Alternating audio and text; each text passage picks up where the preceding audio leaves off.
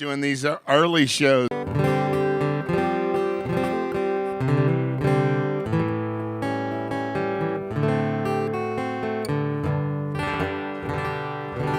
right, well.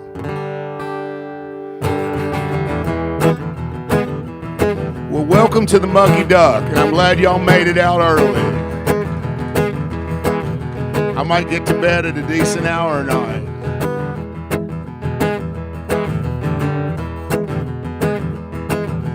Daddy was a badass, old field white trash, never took nobody's lip. He was a honky-tonk dancer, even beat cancer, and 40 years smoking just quit. He had Korean pin-up, black ink tattooed forearms from the war.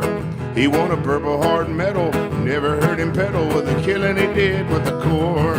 So they shipped him on home, mind all blown, nightmares about his past. Well, it's a dang good thing Mama met Daddy, 'cause Daddy was a badass.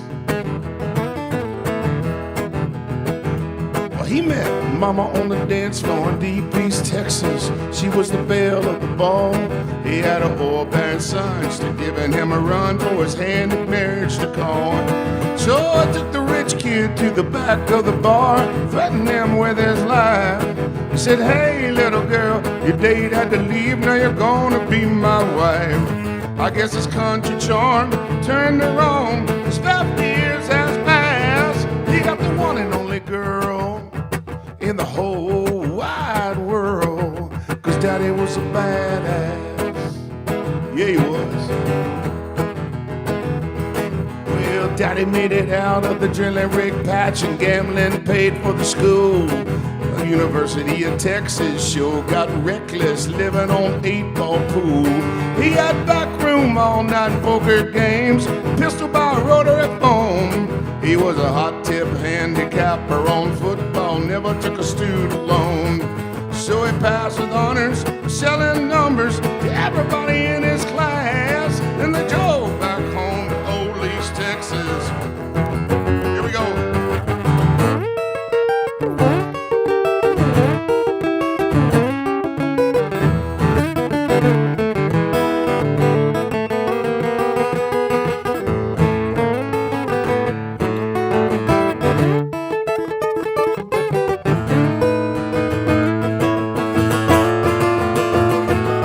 So they had us kids, and they built a little house, and they started that company. They made drilling bits for the oil rigs and made a truckload of money. Hired all my uncles and the good old boys from back in his roughneck days, till his shop burned down, lost everything he had, and went to separate ways. So he borrowed $5 grand, he flew to Vegas, and he put it on the red and black. He made 200 G's. He got the business back, y'all. Here we go.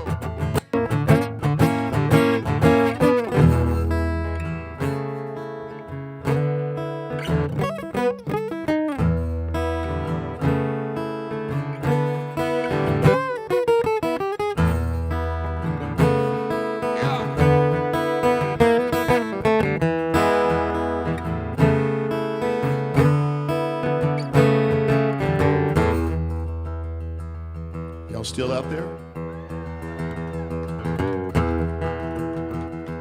This is a song about my dad and all my crazy uncles in East Texas. It got a whopping 2 million plays on Spotify, which means I got exactly $7.36. Back in the day, if you would have got 2 million spins, hell, I could have bought half of Beaumont for that much. Not that anybody wants to buy half of Beaumont.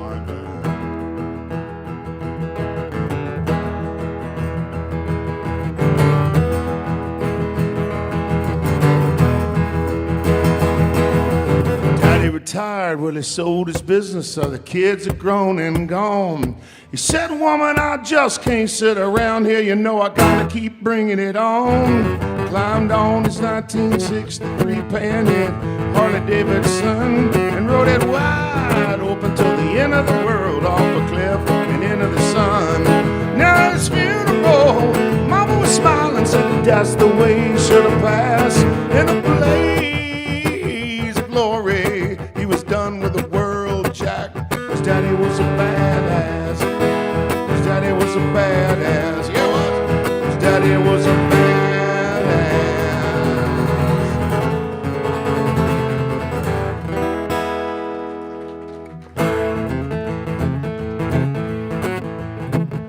This is a song I wrote in West Texas.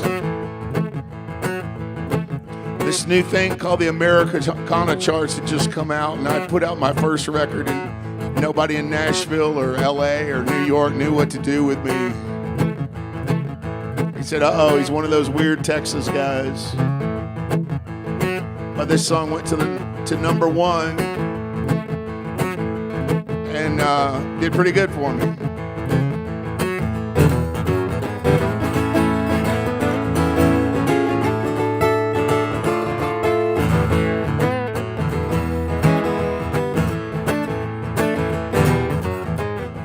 Digging deep down in this poor old heart of mine, searching for reason or a rhyme. Mud on my boots dries quicker than the tears in my eyes. She's kissing Abilene goodbye. My waving hand is all I see through diesel smoke. I shake my head to clear that lump in my throat. There's a little bitty voice inside my head saying, cut them binding ties. She's kissing Abilene goodbye. Yeah.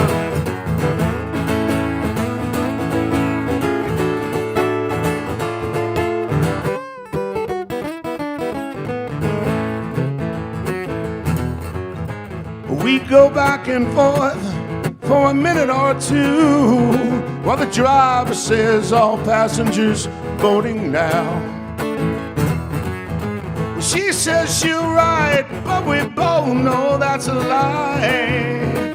She's kissing Abilene goodbye. One Greyhound ticket tells me I can't come along.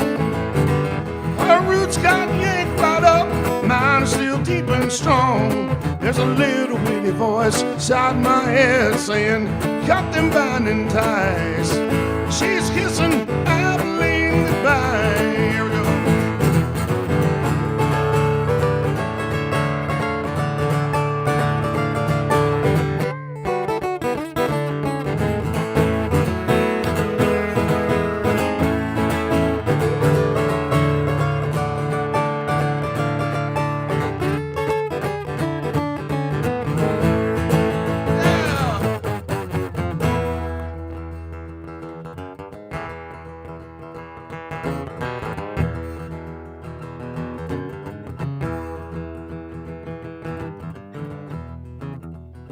All right, here we are. 6 o'clock in the evening, hanging out in the... just pretending I'm going on at 10:30 or 11 o'clock at night. Just sober as a judge.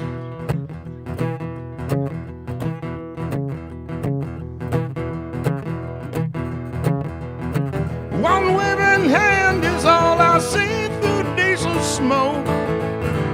Her roots got yanked right out, there's a lump in my throat. Well, I'm standing at the station, trying my patience, hoping she'll tell me a lie. She's kissing Abilene goodbye. Yeah. She's kissing Abilene goodbye.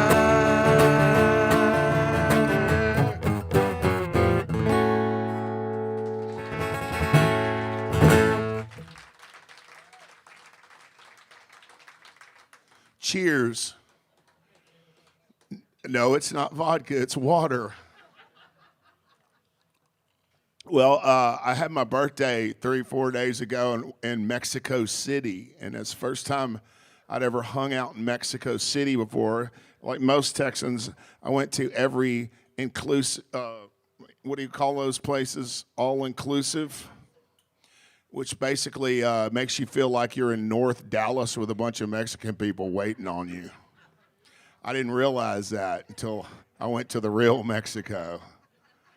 And anyway, we went to Mexico City, me and the wife, and we went and saw a bunch of art and listened to a bunch of music, and we went and danced. We went to a place in downtown Mexico that was like from the early 19s, and they had about a 15-piece orchestra. I think we were the youngest people there, but there's about 3,000 people, and they were all dancing, and it was amazing. These Pachuco guys, these old Pachuco guys would come up in their draped coats and their big fedoras and hit on my wife. She's, you know, we've been together for 30 years.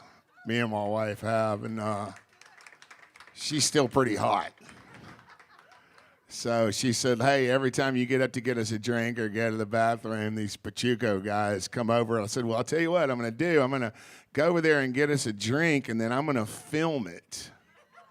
I'm going to put it on my phone so you can have this memory of this 78-year-old gangster hitting on you. So I did, and I zoomed. That's amazing what you can do with a phone these days. And I zoomed in, and I just wish I could have got audio because we both have terrible Texican is what we call it, Spanglish, and but I don't, you know, that I think they were more about the language of love, if you know what I mean. But Mexico City, if you ever get a chance to go there, go there. It's very, very safe. It's beautiful. The food's amazing, and you can fly to San Antonio for nothing. So. Anyway, this is a song I wrote about her when I was on this thing called the Outlaw Cruise, and this is, you know, I've done it for 10 years, and Steve Earle and Lucinda Williams are on it, and I think only us three have done it every year. But this one year we had gotten on the boat and we'd found out John Prine had passed away, and I was a huge John Prine. My dad loved John Prine, and I had cool parents, man. I mean, they were from, you know, redneck central Beaumont, but they made it out of the oil fields and went to UT and, you know, kind of liberated themselves a little bit and read a few books and got on a few planes. And so they would play me John Prine all the time when I was a kid. So this one came out. It's a song I wrote about my gal, Emily, and we'll do it for you now. It's got that kind of John Prine thing.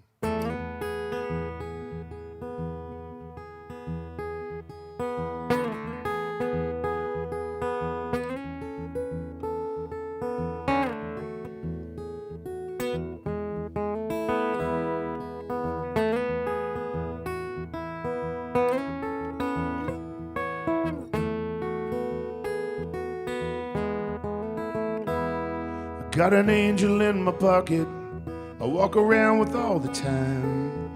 When the mean old world starts picking on me, my angel starts to shine. A tiny glow from my front pocket in my faded Levi jeans gives me enough strength to make it through damn near anything. And when it shines, shines, shines, Lord, it shines, yeah. Well, I pick myself back up more times than I've been knocked down. Broken bones and hearts on motorcycles, riding at the speed of sound. But that angel in my pocket always gets me home to you, where my secrets are safe and the love we'll make is raw and pure and true. Where you know that I miss you, darling, when I'm gone more than half the time. And on nights when the tears are falling, well, my pocket shines, shines, shines.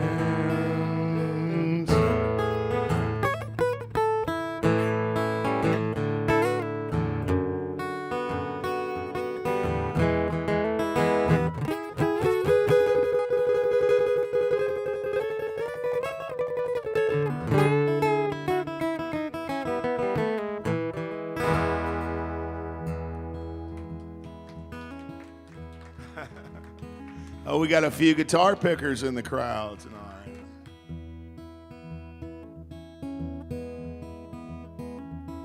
Well, I hurt myself a million ways, thinking I don't deserve you. But my angel's dark got me through the light, and we somehow made it through. Now the universe is smiling. It had other plans for me. It put an angel in my pocket and brought you home to me. Well, you know that I miss you, darling, when I'm gone more than half the time. And on nights when the tears are falling, well, my pocket shines, shines, shines, yeah.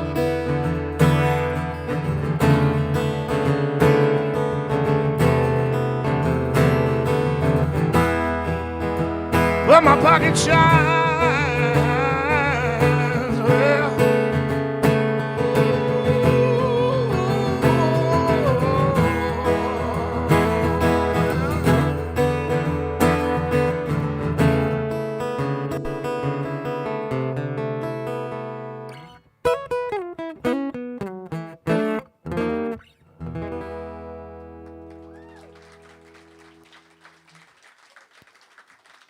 Thank you. That's almost as melancholy as I'm going to get this whole set. I'm actually going to go back to Austin tonight, so I kind of feel like revving it up a little bit if y'all are cool with that. I will not say have a little wine, enjoy your dinner, though, at this gig.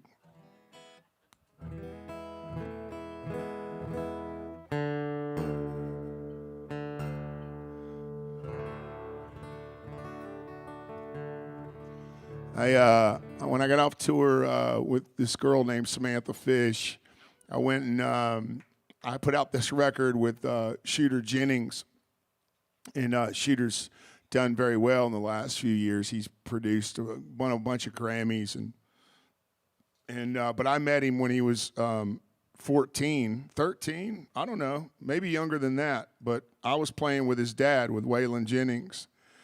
And I played on Waylon Jennings' last couple of records that he did. And it was a total fluke that I met Waylon and the way it all happened. But I got to know Shooter at that time, and Shooter was in high school. And I think he had a Marilyn Manson shirt on when I met him.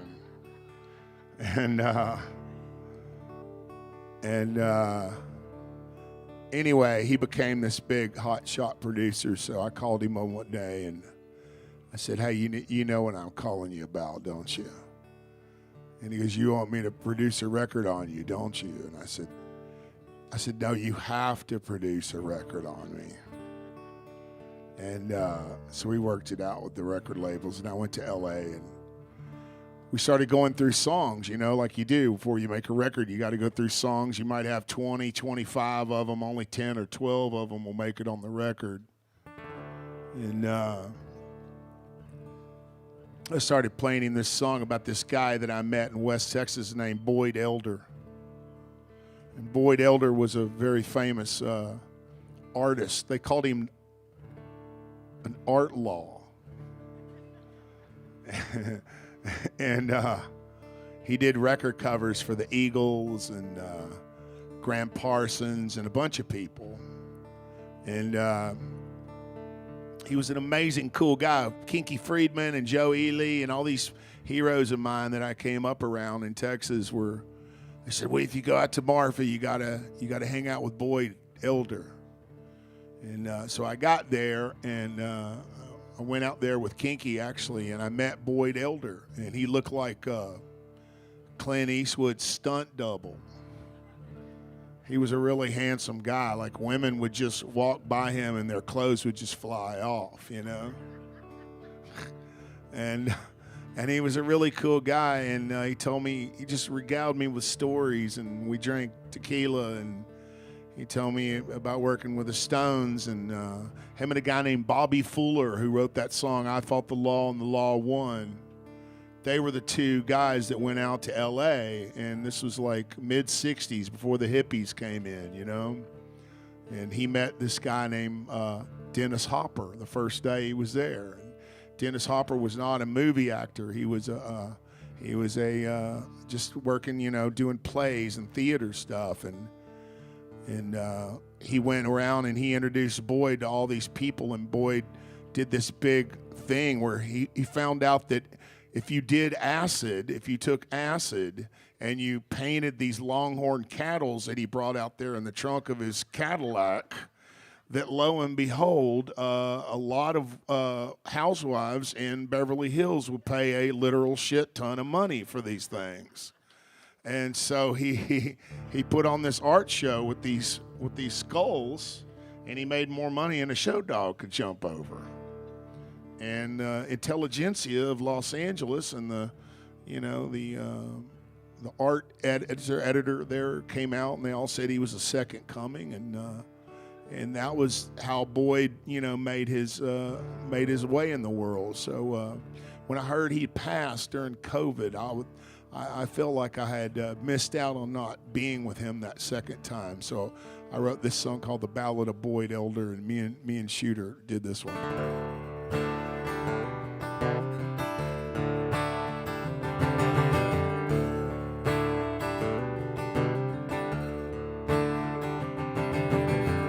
Boyd Elder was a Lone Star man, painted longhorn skulls on the man, and he kept the house up in Valentine, hung out in Marble when the lights would shine.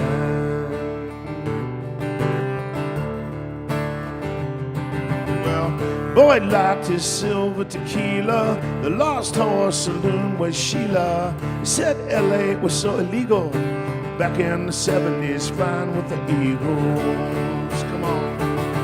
Well, he's driving through the desert in a Cadillac, a trunk full of longhorn skulls in the back, working on a plane, working on a bus, loving all the women and running from the fuzz.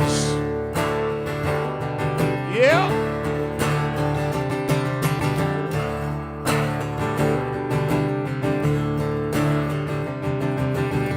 Cartels had a lot of dough to fill Boyd's skulls with keys of blow, but he turned them down every time. He just couldn't take the special on a borderline. There was a lot of pressure.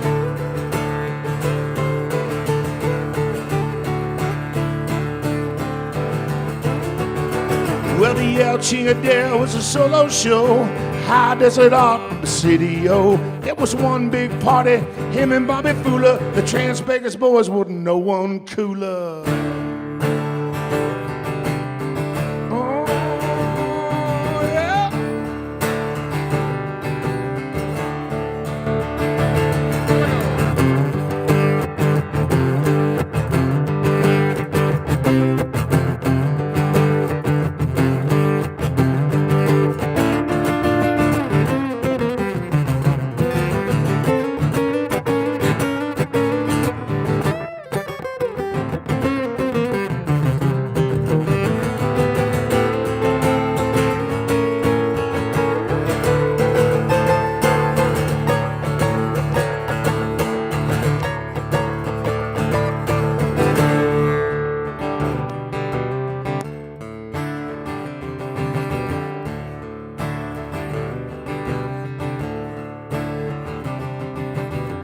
Boyd Elder was a well-known character from Mexico to the west of America. He picked him up, Jackie let him go. He said, hey baby, now que paso, honey.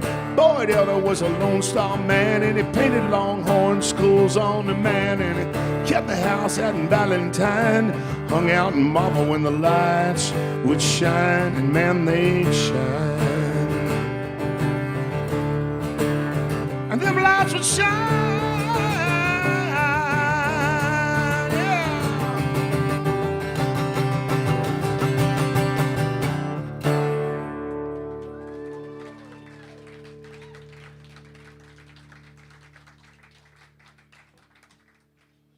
Mighty fun. So we found out that on Monday, Mucky Duck will be 36 years old. Is that right? 36 or 37? 36, yeah. So I don't know, I have friends of mine. Listen, I because I'm a guitar player, I've dabbled in a lot of scenes. I've been around worked in a lot of different genres. I grew up in Beaumont, and in Beaumont you had to play rock and roll, you had to play country, you had to play Cajun. If you could play the blues, that would help too. And you could make a living as a guitar player. So that helped me tremendously when I got older and I started running around in all these different circles, and I got to play on a lot of different records. But I have some of these friends of mine who don't understand these little small venues like this is where you really come in to see people play songs. Because it doesn't matter if you're a hot shit guitar player, if you don't have a great song to play on, nobody really cares about you sitting there going wheedly, wheedly, wheedly. I mean, it's fun for a few seconds, and then the novelty wears off, and you're like, I want to hear a song. So I've sat right in that table right there, and I've seen Billy Joe Shaver here. I've seen Chris Christopherson here. I've seen all kinds of great songwriters here. So let's give a round of applause. 36 years that these little songwriter places like this. If you ever go to Nashville or any of these song towns, you want to go to these little joints, like where there's just a guy on stage with his guitar, because that's where you'll hear all the cool songs that, and those guys, hopefully they'll make some money, but they usually don't get any credit for it. You never know who it is. You just hear the guy on the radio singing it,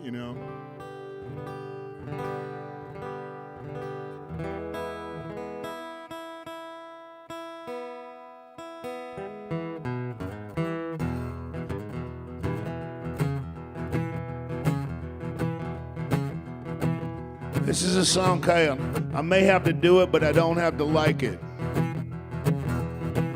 We like to dedicate to anybody who might have to get up and do something they don't want to do in the morning. I mean, it's club lighting. I can't see y'all that great, but from the looks of this crowd tonight, I don't see a whole lot of y'all waking up super early to go to church in the morning. I tend to draw a lot of, that's what they call them, Beaumont backsliders. And the great thing about growing up down there is I grew up around a lot of awesome Cajun Catholic people. And then you had your Baptist people, and the only reason they didn't dance is because they didn't want anybody to think they were doing it standing up. And then you had those scary as hell Pentecostal people who, when I was a little kid, scared the living hell out of me. And I had a preacher down there. He said, I know you want to be a Holy Ghost rock and roller, Jesse Dayton. I said, not necessarily, preacher. I really wanted to just scream out science to the guys, what I wanted to do, but I was much too young. I thought, no, but that'd be a kick-ass name for a rock and roll band, I'll tell you that. The Holy Ghost Rock and Rollers, straight out of Beaumont, Texas, guaranteed to set the charts on fire.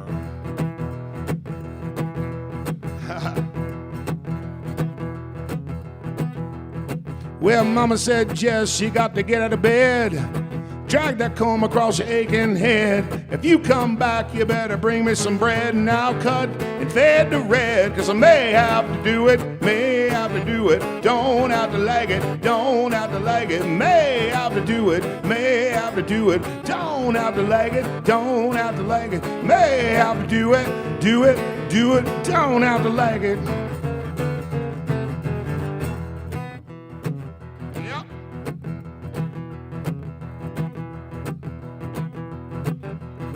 Well, the boss said, Jesse D, you got to punch in by 9. Check everything coming down the line. You know I'll make the sun don't shine. And we're going till the sun don't shine, 'cause I may have to do it, may have to do it, don't have to like it, don't have to like it, may have to do do it, may have to do it, don't have to like it, don't have to like it, may have to do it, do it, don't have to like it.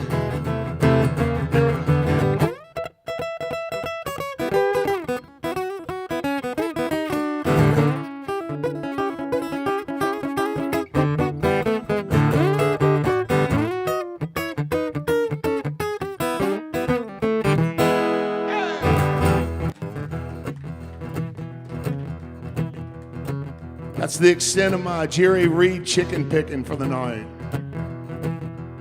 That's 10,000 hours of watching Hee Haw, y'all.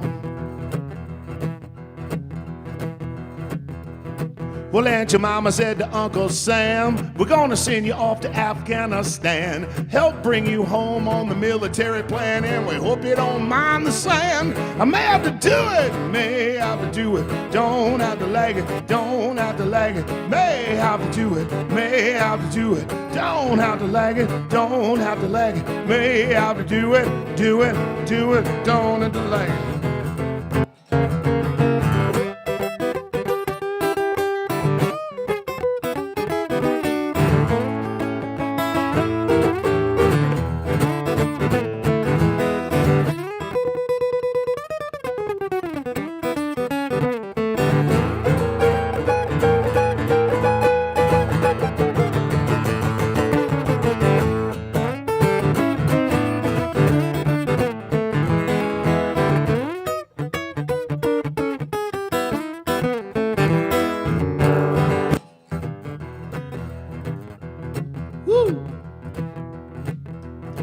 That's a little bit of a workout. But it beats working in an oil field in East Texas, let me tell you that. Don't feel too sorry for me. Just come to my family reunion. You'll get a lot of 3 and 4 finger handshakes. Not very conducive for a guitar player, man.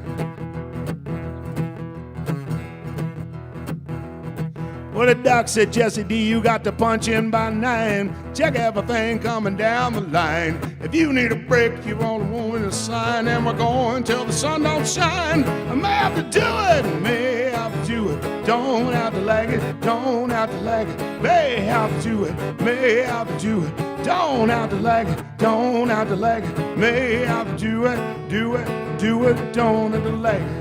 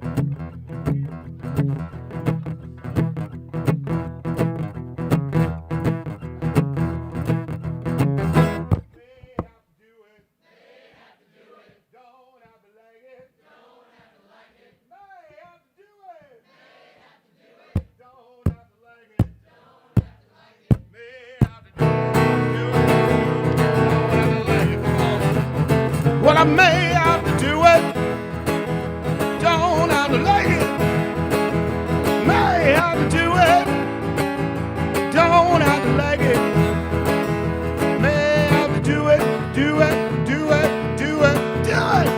and I don't have to like it.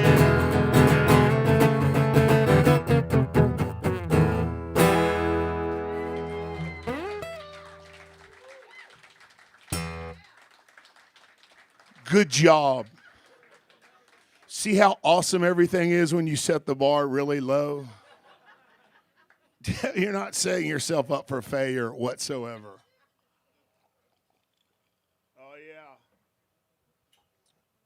Let me pull this thing out over here and see if it works.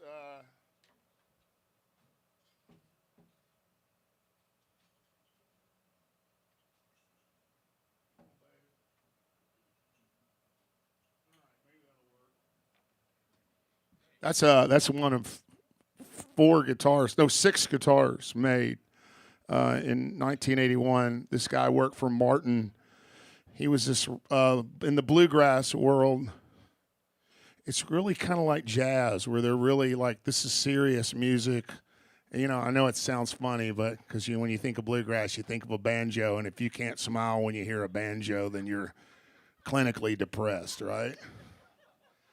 But they're very serious about their guitars, and they got this hillbilly guy to make these guitars, who was making all these guitars for these old bluegrassers in Nashville and in Kentucky, and he worked for him for 1 year, and he made 6 of those, and Eric Clapton owns 2 of them, and Jack White owns the other 2, and he bought those from David Bowie's wife, and then this really rich guy in Houston, Texas, bought 2, and he somehow liked me enough to get my hands on one of them. So, yeah. So that's part of my retirement. So don't tell any carjackers around Houston.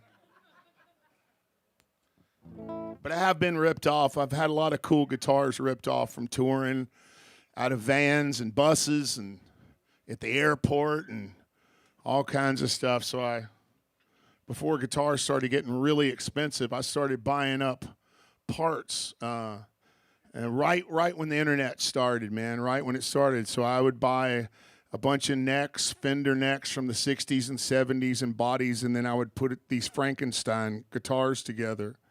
And that's what this one is. This is a 73 and I think a 81. So if anybody wants to rip off this, go ahead and rip it. Hell, if you need it that bad, I'll just give it to you, man.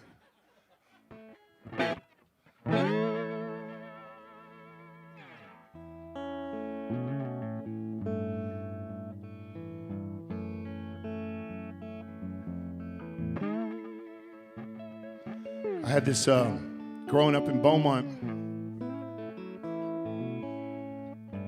We had this old black Creole woman who helped raise me, and she lived with my family. And we weren't wealthy. We were a working class family, but a lot of kids had that back then. And her name was Miss Victoria. And my brother and sister were quite older than I was, and they were off. I'm pretty sure I was a mistake, just to let you guys know. And they're like, oh, well, we weren't expecting a third one, but yeah. Oh, no, I kind of knew, because my brother and sister are a little older than me, quite older than me, and they take off to Austin to go to UT and doing what my grandfather referred to as hanging up there in Austin with those weirdos, smoking that stuff and listening to those damn Rolling Stones records. So I was at home. My parents were working, and I was at home all day when I was a little kid with this old black lady named Victoria, Miss Victoria. And she would play all these great records for me. She turned me on to Lightning Hopkins, who was out of Houston, Texas, and Slim Harpo, who was out of Crowley, Louisiana, and all these people, Zydeco music, we'd be in the kitchen listening to having my dad come in, with his hat on, and what in the wide world of sports is going on in here? My 6-year-old boy's in here with an 81-year-old black woman having a Zydeco party and making roux for a gumbo.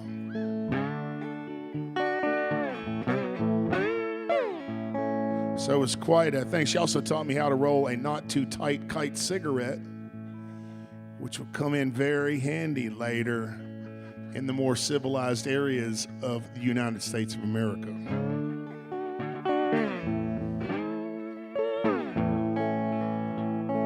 Anyway, I play this song for her all the time, and this is for her.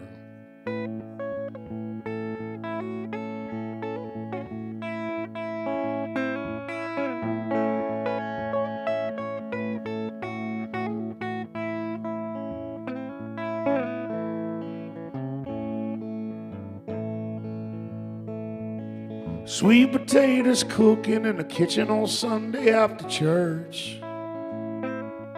She's humming along with the gospel station on the radio while she works. And through the house you could hear a voice, brother, to the front porch swing. You could hear her choke up when the preacher mentioned Martin Luther King. It was a beautiful thing. It was a beautiful thing.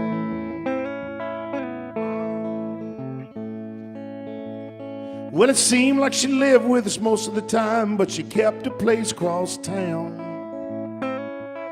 Daddy picked her up in his big black Lincoln, all the neighbors, they come out. She said, oh, Mr. Robert Earl's son, well, you been so good to me. Daddy hugged her neck, said, whatever you need, darling, you're part of the family. It was a beautiful thing. It was a beautiful thing. Yeah.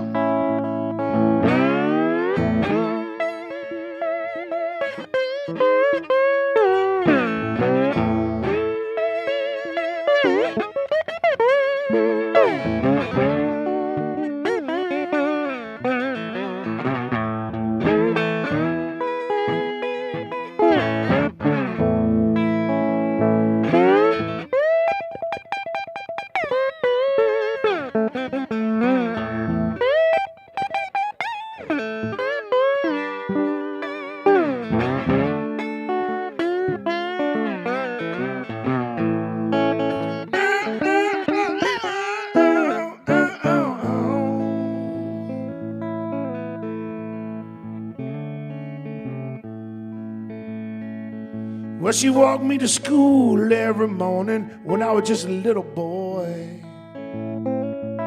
She'll hold my hand and we'd sing together, you are my sunshine and my joy. Said, oh, Miss Victoria, what can I say? Well, the black old lady was my best friend, made me what I am today. It was a beautiful thing. It was a beautiful thing. She was born in 1897 on Louisiana, Texas line. And she left a damn near 90-something, not a sick day in her life. But when she passed, it hit us hard. Brother, we all felt the pain. Her funeral was black and white, but our tears were all the same. It was a beautiful thing. It was a beautiful thing. It was a beautiful thing.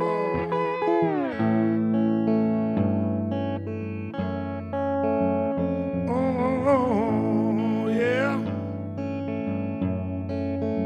Oh.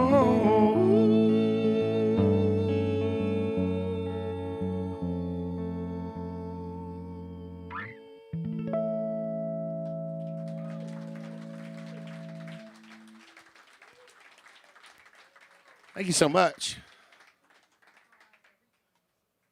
Thank you very much. All the sad songs are almost over. It's nothing but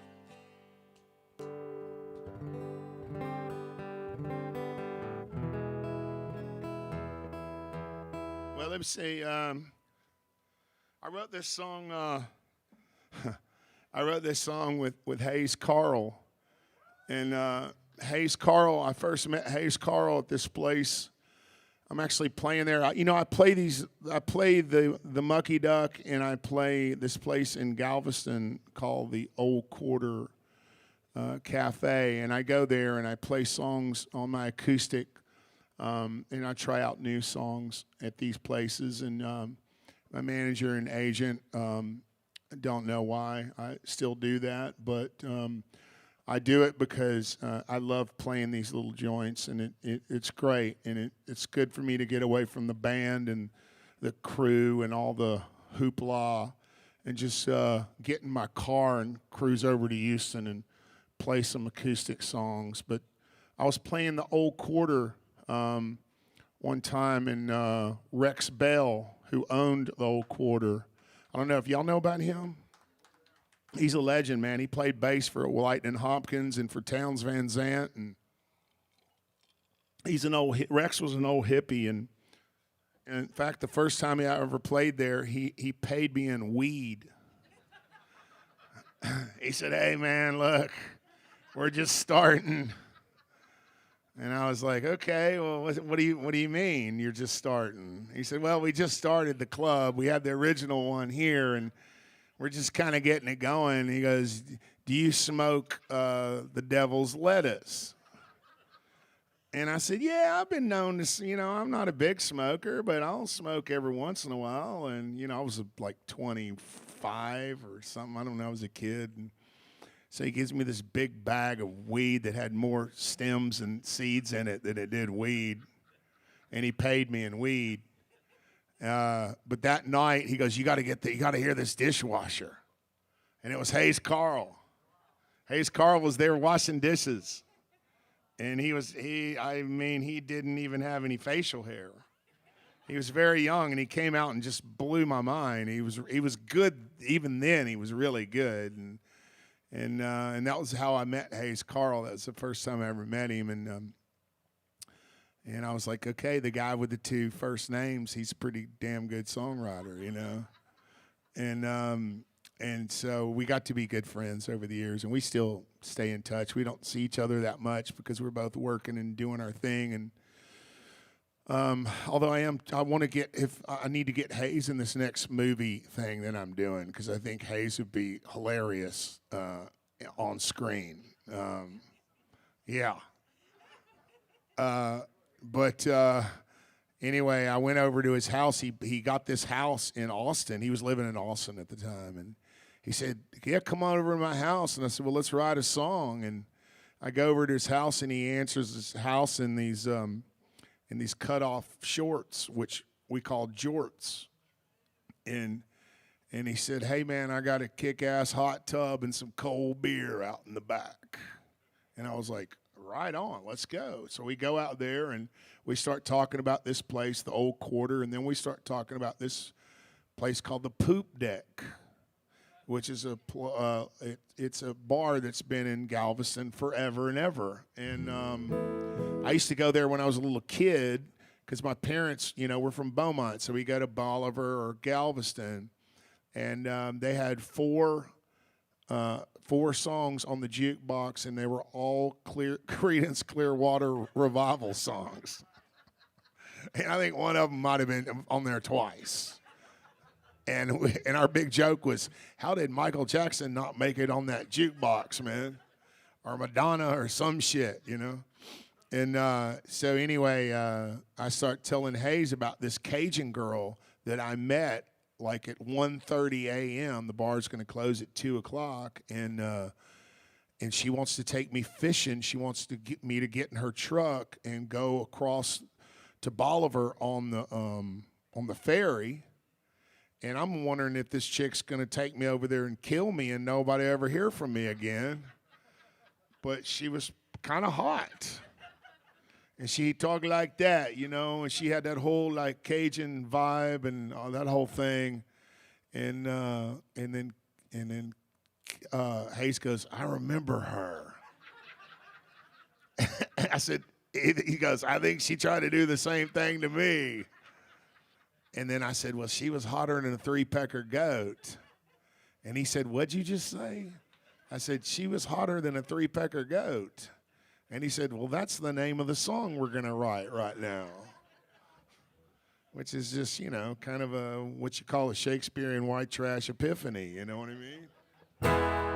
So this is a ridiculous song that I wrote. In fact, I came back home and I played it for my wife, and my wife goes, "You went and wrote a song with Hayes Carl, and that's what you wrote? Was a song called Three-Pecker Goat?"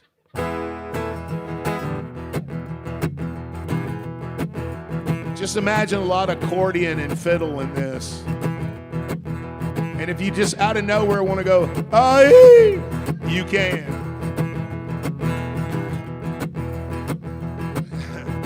Drinking rum out on the island in the Gulf of Mexico. Killing time out on the poop deck, waiting for a friend to show. Walked on over to the jukebox and I put a little pocket change in. I saw her dancing on the pool table, just looking like original sin.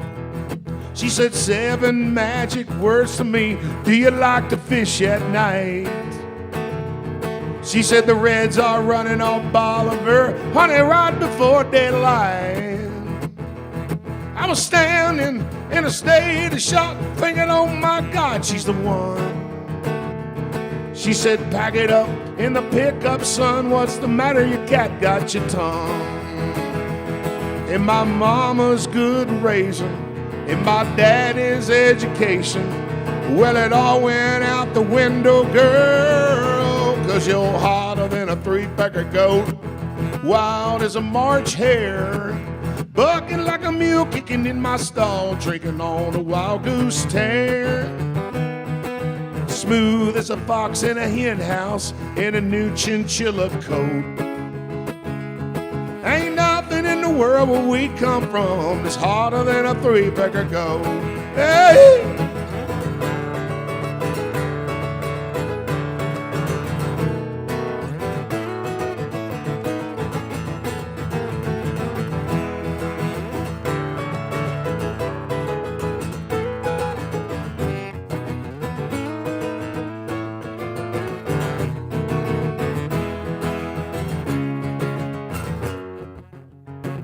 Are y'all still with me? Can I get a aye? Can I get a como se va? In a big old Buick convertible, blue Texas Northern in her hair, driving down the coast from a beach house, looking like I did not to stare. And after all the loving and fishing and drinking and carrying on that night, she said, drop me back at the pool deck, son, and I'll see you on down the line. Well, my mama's good raising and my daddy's education, well, it all went out the window, girl, 'cause you're hotter than a 3-pecker goat, wild as a March hare, bucking like a mule, kicking in my stall, drinking on a wild goose tear. Smooth as a fox in a hen house with a new chinchilla coat.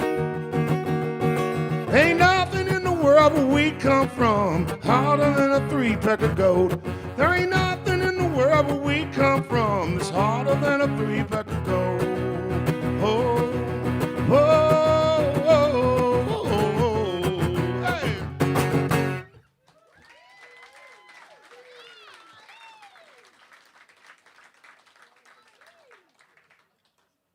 We can only hope the music was worth the story.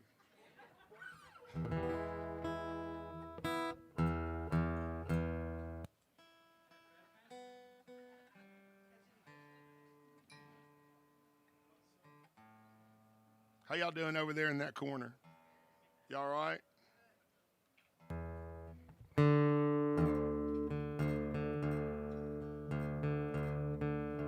Got me a little Gulf Coast sweat going.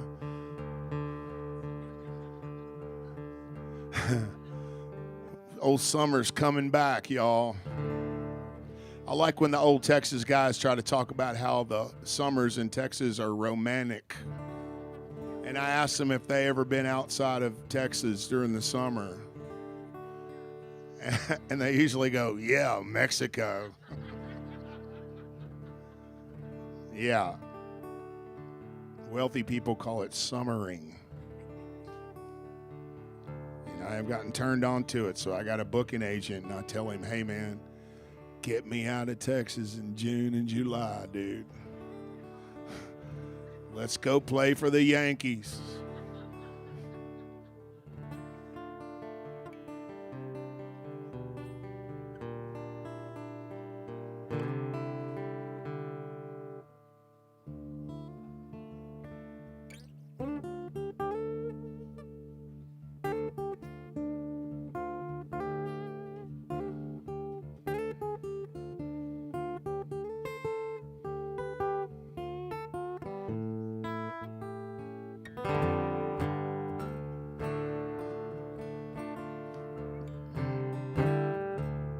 This is a song that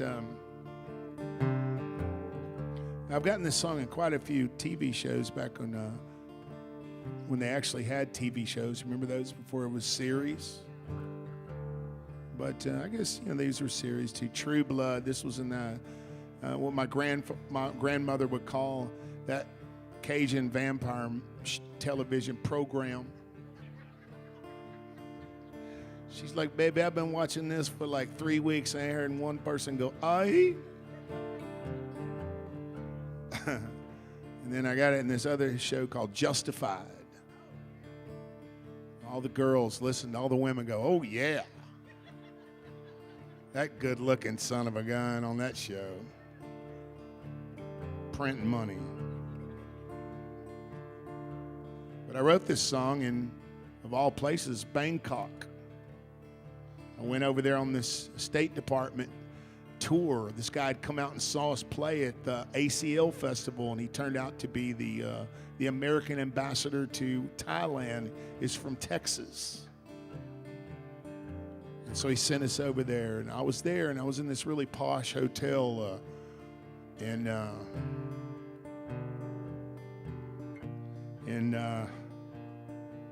was watching on the TV, and the flood had just happened, and it hit New Orleans. And you think about Beaumont. If you look at Austin and you look at New Orleans, I could have gone to New Orleans just as easily as I went to Austin. And I love New Orleans. My dad used to take me there all the time. Walk around in his pinstripe suit and his cigar and drinking Bloody Marys, watching the girls swing outside the windows. But I was in this nice hotel in Bangkok watching my favorite city in America, my favorite music town after Katrina,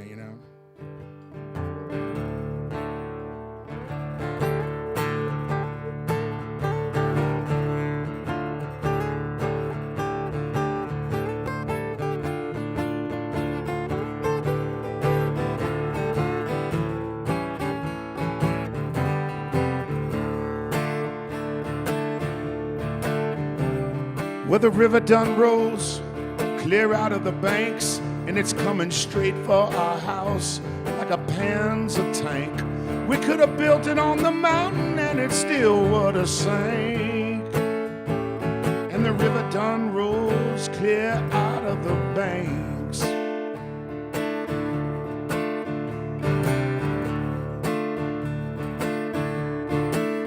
I think of all the insurance and the pensions and deeds, milking all the folks' money until they bleed.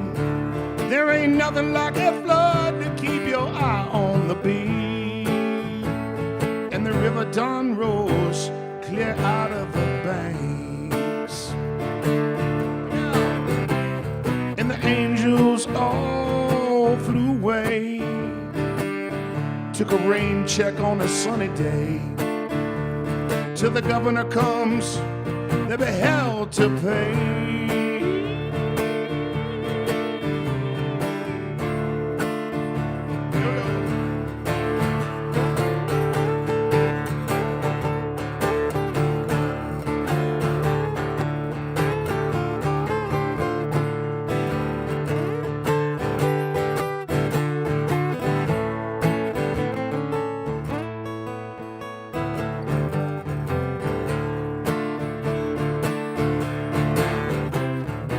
Angels all flew away, took a rain check on a sunny day.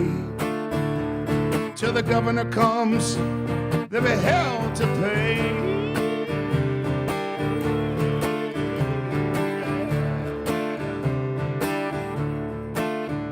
Well, the rain brought some pain, stole all of our bait, and the old rooster drowned, so we all woke up late. We got some help from some neighbors that we thought we might hate. But the river done rose clear out of the banks. Yeah, the river done rose clear out of the banks. Yeah, the river done rose clear out of the banks.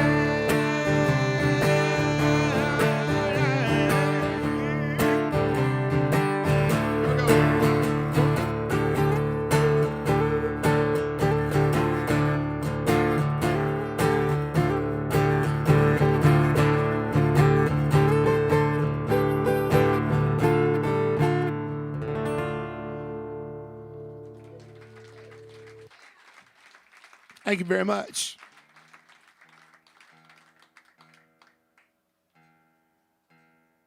Anybody here got any relatives or anybody from the Golden Triangle area? 2 or 3 y'all? Yeah. There's always a couple of us in every crowd. There's one in every crowd, for crying out loud. Why is it always turning out to be me? I think that's what Waylon said, right? There's one in every crowd, for crying out loud. Why is it always turning out to be me? Those neon nights couldn't stay out of fights. Keep a haunting me in memories.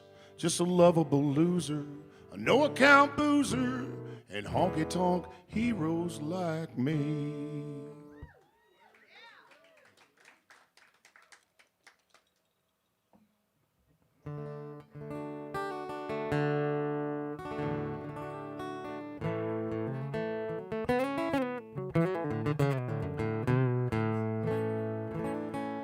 Well, I'm going to play, you thought Three Pecker Goat was the dumbest song that I'd ever written, but I've got one that's even dumber than that. For all you aspiring guitar players, it only has 2 chords. And this song helped me buy a house in a very nice neighborhood in Austin. Yeah, it did. It's a pretty funny story the way it all worked out. But I lived in above in one of those garage apartments where this dentist had, and I ended up buying the house next door to him after I did this soundtrack because to be just perfectly blunt, I married a really smart Jewish girl who invested my money. So, that's my advice to all you young guitar pickers. If you don't want to be living under a bridge somewhere, marry a hot Jewish chick. She'll be a lot smarter than you will be, I promise you that.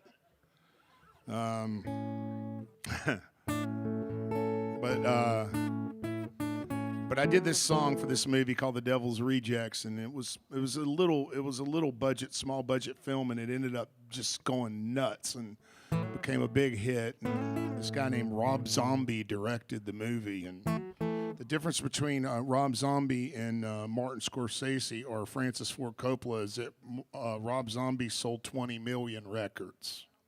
So when the soundtrack came out, it did really well. And he played this song on Howard Stern. Howard Stern never really plays music, but Howard Stern loved this song so much that he played it, and it caught on fire. And anyway, this song's called I'm at Home Getting Hammered While She's Out Getting Nailed.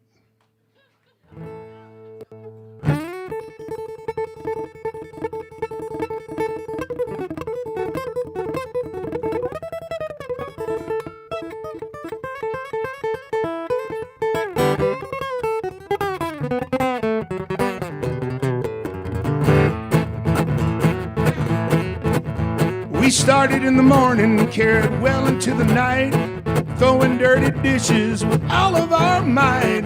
Sad commentary on a marriage that has failed. I'm at home getting hammered while she's out getting nailed. Police pulled into my trailer park.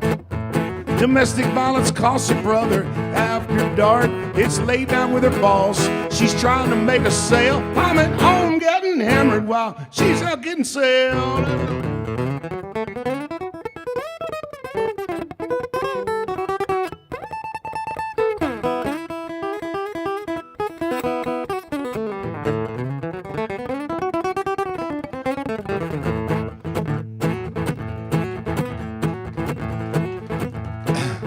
When you do those Jerry Reed licks, right after you do them, you got to do this. You got to go, son.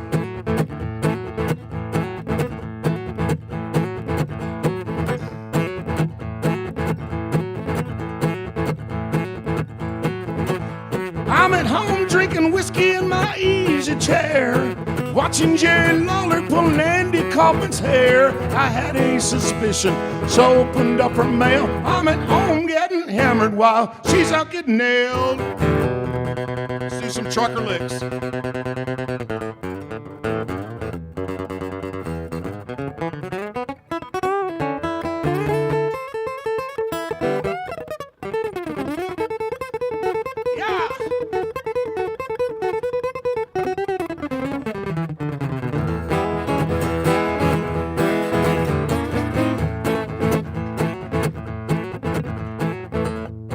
It's a lot of work.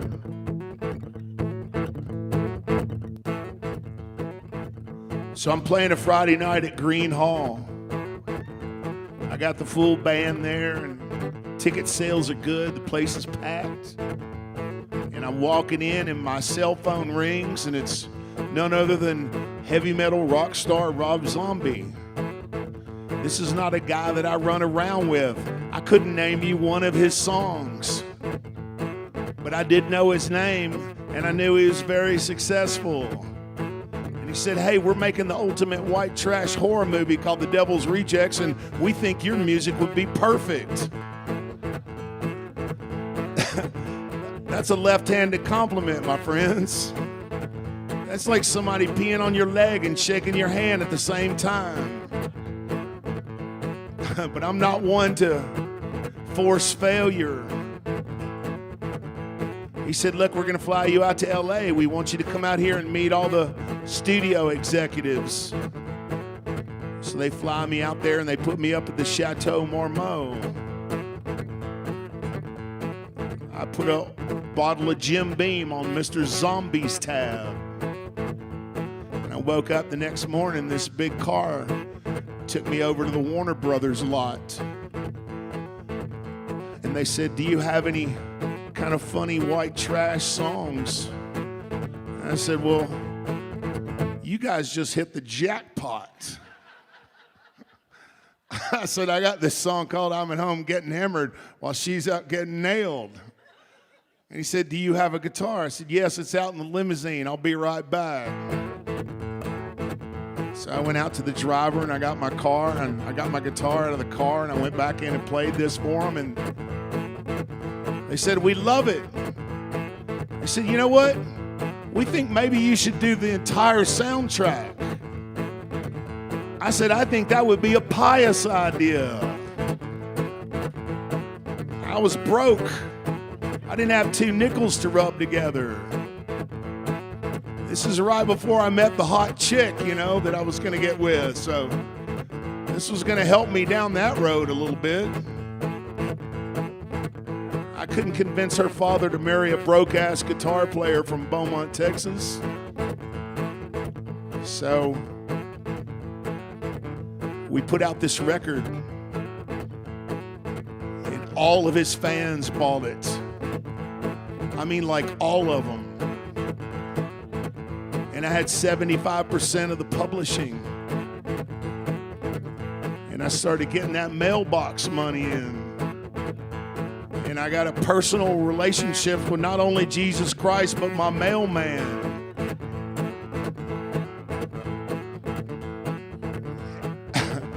And then I met my wife, and she said, hey, dummy, you need to get an accountant. And you need to buy a house. So, listen, if your kid plays guitar and he's going to UT and he's costing you a lot of money, just remember, things can work out. You never know, he might be playing at 6 o'clock on a Saturday evening in the Mucky Duck in Houston, Texas. Because he wants to. Not because he has to. Well, now the moral of the story is sad but true. I love to drink, she loves to screw. Hobo's got a better life riding on the rails. I'm at home getting hammered while she's out getting nailed.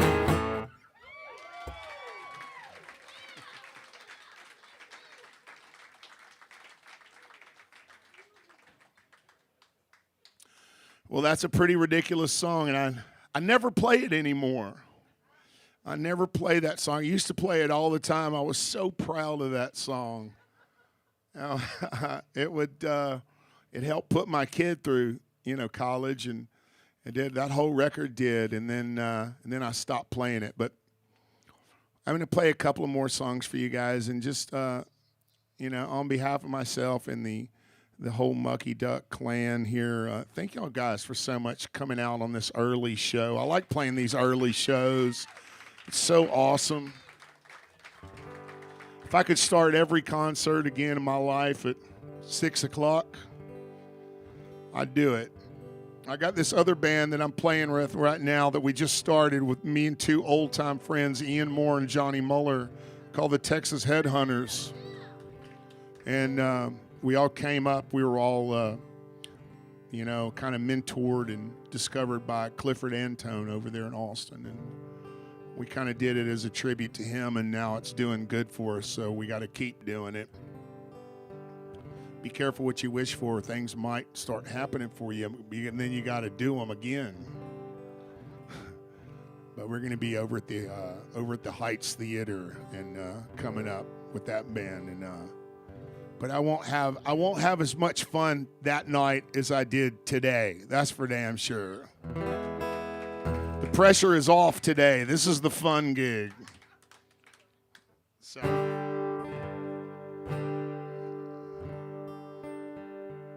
since we're in Houston, I'm going to do a song by a Houston boy. I used to go see Townes Van Zandt play with my older brother around Austin and around Houston and Fort Worth. We go to Fort Worth. We go to Dallas. We followed him around kind of. And it was amazing. I saw him at Anderson Fair one time. There was 13 people in the crowd. And I got chicken skin. My brother told me it was the first time I ever saw Townes, and he said, "Come on, dude, we're going to go see this songwriter." And I was like, "What is that? What kind of music is that?" Because I was a kid, I knew about country and western and blues and rock and roll and rockabilly and punk and goth and whatever, heavy metal, but I said, "He's a songwriter. Could you be more ambiguous?" And he said, "No, dude, he just gets up there and he sings whatever kind of songs he wants. It's going to be awesome. You're going to love it." And I was like 13, 14 years old. And he took me into Anderson Fair, and I got to see Townes Van Zandt. And he was not drunk. It was like seeing Hank Williams and Bob Dylan all rolled into one. And then later, a few years later, I had my own band, and I saw him play at Rockefellers. And he was really cool. We went over to the Allen Park Inn together. And I think because I was buying him bourbon, he wanted to hang out with me because I was buying him bourbon. But we went and stayed up really late at the little bar at the Allen Park Inn. And he told me about the universe and music and how being good to people and being of service to people through music was the greatest, highest honor. And he was an incredible guy. So I'm going to end it with a Townes song.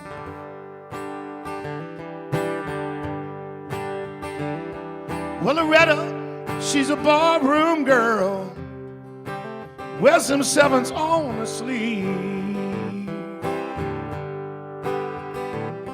Well, she dances like a diamond shines and tells me lies I just love to believe. Well, her age is always 32 and her laughing eyes are hazel hue.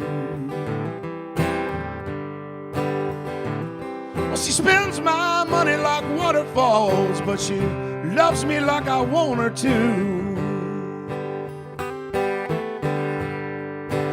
So I said, "Hey, Loretta, won't you say to me, Jesse, put your guitar on.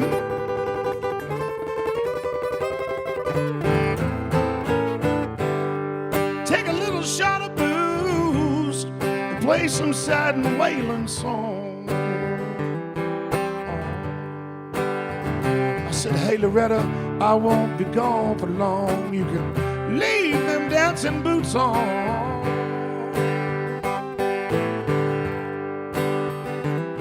Well, she's long and lazy and wild and free, but I can love her anytime.